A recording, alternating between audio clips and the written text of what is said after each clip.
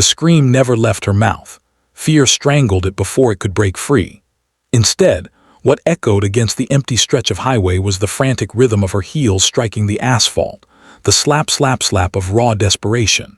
Clara's red dress whipped behind her like a warning flag as she ran, lungs burning, vision blurring, her heart pounding so violently she could taste blood.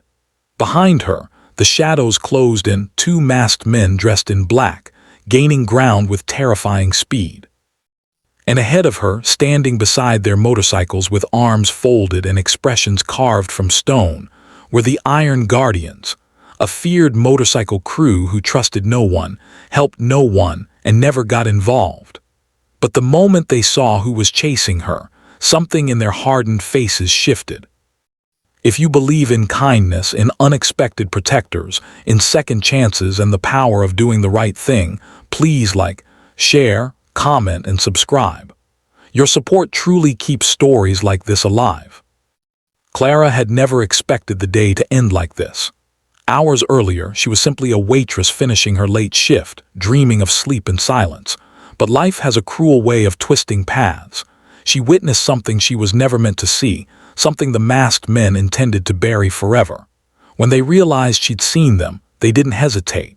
And now, she was running for her life on the open road, screaming silently for someone, anyone, to help her.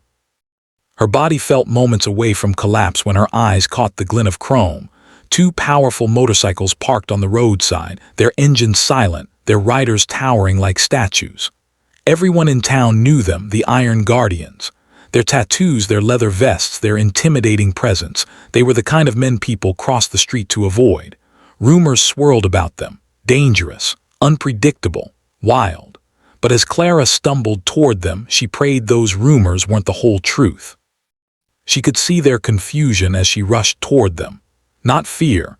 These were not men who were easily shaken, but a sharp awareness as they took in the sight of a woman sprinting for her life, chased by two masked predators. Clara tried to scream, but only a rasp of panic came out. Her knees buckled. The world spun. She thought she'd hit the ground, but instead strong arms caught her, steadying her before she could fall. The moment the Guardians realized what was happening, it was as if the atmosphere itself changed. The air thickened with tension, with a dangerous protectiveness that radiated from them like heat. The one with the heavy beard and stern eyes, clearly their leader, stepped forward, his entire posture shifting from calm indifference to a hulking wall of fury. Clara tried to speak, tried to tell them what she saw, but all she could manage was a trembling, broken whisper that dissolved into tears. Yet they didn't need her words. Her fear said enough.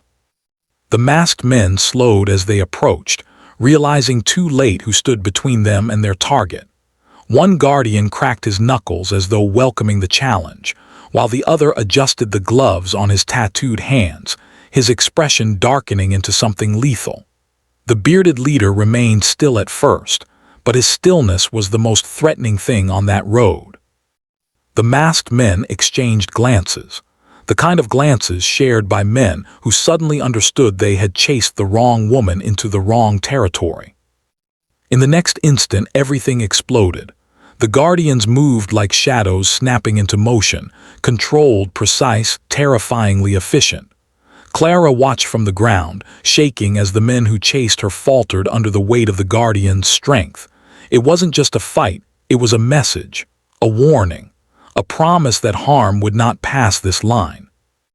When the masked men fled, limping and defeated, one guardian retrieved Clara's fallen shoe while the leader crouched in front of her, his voice gentle in contrast to the storm she had just witnessed. He asked her if she was hurt, if she could stand, if she needed help. No one had asked her those questions in a long time. She nodded, overwhelmed, still trembling from adrenaline. They helped her to her feet with surprising care. The ride back into town felt like stepping into a different world.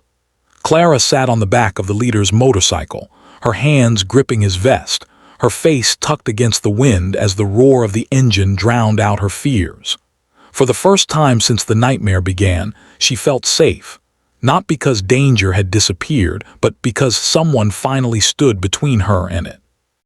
When they reached a small diner with lights still on, the Guardian leader sat across from her, listening without judgment as she recounted everything she'd witnessed. Her voice shook, but he didn't rush her. He didn't interrupt. He simply absorbed every word with a seriousness that made her feel seen. When she finished, he promised her they would make sure she got home safely, and that the men who chased her would never come near her again. Clara believed him. It wasn't the leather vests or the tattoos or the intimidating presence that earned her trust. It was the quiet sincerity in his eyes, the unyielding way he said, "You're safe now." The simple truth that kindness sometimes comes from the places we least expect. If this story touched your heart, even a little, please like, comment, share, and subscribe. It truly means more than you know.